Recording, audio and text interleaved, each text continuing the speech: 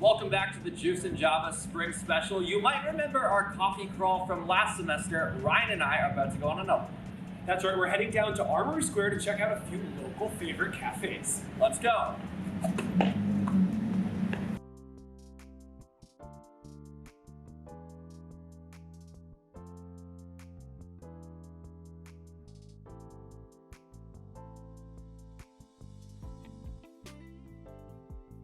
So we're starting here at Funk N Waffles, and Ryan and I have a little bit of a fire and ice combo. That's right, I got the lavender latte, which is a latte with, I assume, a lavender like syrup in it.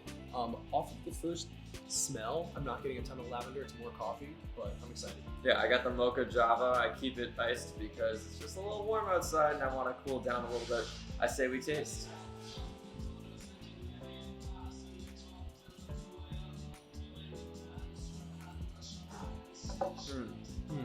Interesting. Very interesting. It's a different type of iced coffee because the ice isn't so prevalent. It's just kind of a cold temperature, if that makes sense. So this is a really good latte. I'm not getting the lavender out that I was hoping for. For sure, and same thing with the mocha java. I mean, when I sip it, when I smell it, I don't really smell mocha chocolatey flavors. It just kind of tastes like generic coffee, which is not a bad thing necessarily, but hey, we could have a little more spice. And the last time we were here, we got Nutella lattes. And I think those blew these away. I'd give those 9s out of 10. Do we have a score? I'm gonna give it 6.5. Okay. 6 out of 10. We're starting kind of low here. I'm going 5.4, not too crazy, but still coffee taste.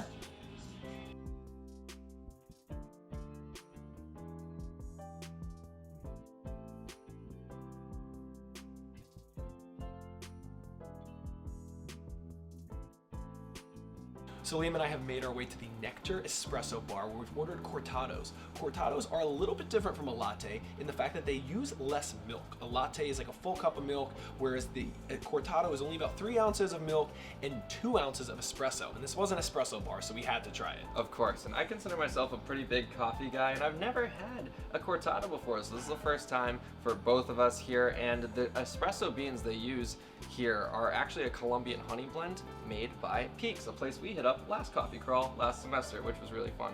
I say we dive in. Love Peaks, yeah. I got a hot again, Liam's got an iced. We're gonna take a sip.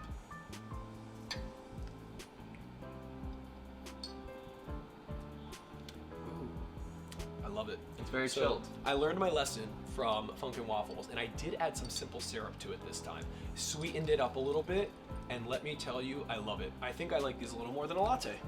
I will say I'm enjoying what we're going for here. Mm-hmm. It's a nice mix of, like, the ice is not just like an add-on. It feels like it adds to it a little bit.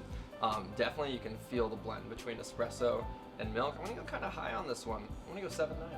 I'm gonna give it an 8, an even 8. So I think we're pretty matched right there. And I can taste the honey coming through in the espresso. Mm-hmm. Loving it. Cheers. Cheers.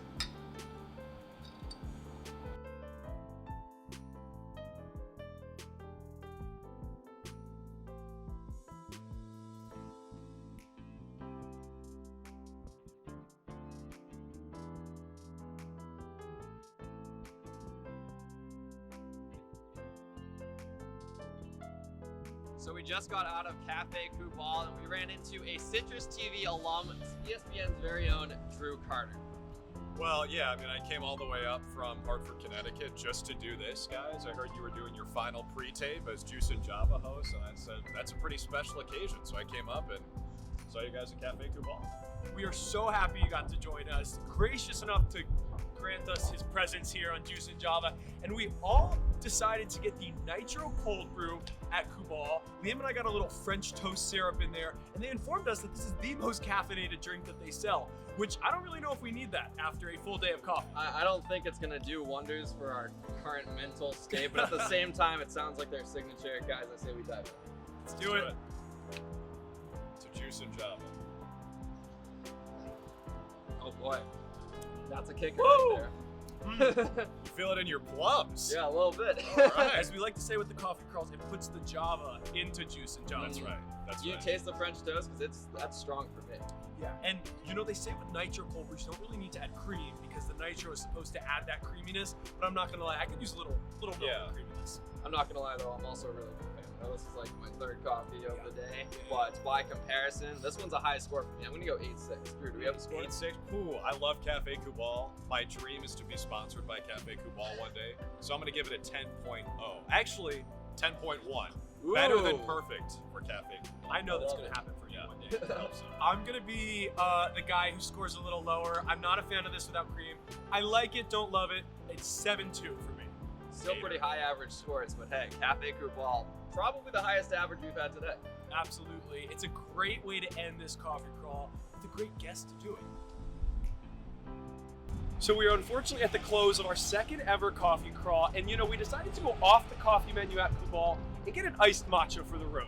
Well, we've been expanding our palates all day long with cortados, espressos. It only makes sense to try a matcha as well. It's all in the family, and Ryan, I gotta say, I'm definitely gonna miss not just these coffee crawls, not just Juice and Java, but these pre-tapes especially. And I really hope that this coffee crawl is something, even though it's our last one, can continue on with JJ going forward. Whichever hosts take it on next, I hope you find some other great spots. I know we'll both be watching.